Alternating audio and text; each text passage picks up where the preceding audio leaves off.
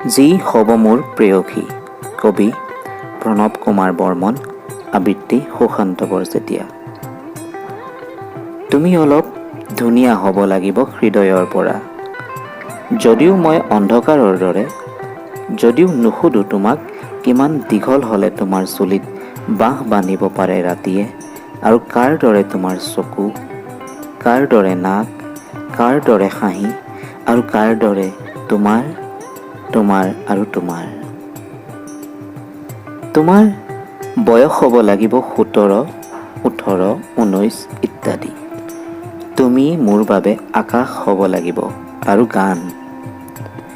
তুমি মোৰ বাবে বোকা ফেনেকা চৰাই হ'ব লাগিব আৰু তৰা চাই আপোন পাহৰা।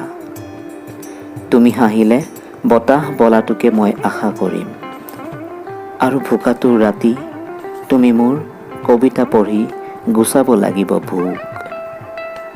তুমি কোনোদিনে কন্দাটো মই পচন্দ নকৰিম। তুমি দুখৰ বতাহতো হাউলি নপৰা গছ হ'ব লাগিব। তুমি মোৰ শ্ৰমিক দেউতাক ভাল পাব লাগিব অকৃত্ৰিম। মোৰ দুখুনী আইক আই বুলি ভাবিব পাৰিব লাগিব। তুমি শ্ৰেণী সংগ্ৰামৰ কথা বুজাটো বাঞ্ছনীয়।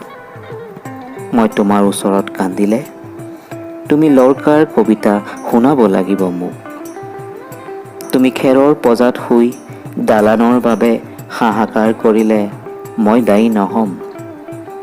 তুমি মোৰ বাবে সহযোদ্ধা হ'ব লাগিব, আৰু তোমাৰ সকলো স্বাধীনতাকে মই জনাম চেলুট। মোৰ শেষ চৰ্ত, তুমি হিয়া খুলি হাঁহিব পাৰিব লাগিব, আৰু মানুহক ভাবিব লাগিব ঈশ্বৰ।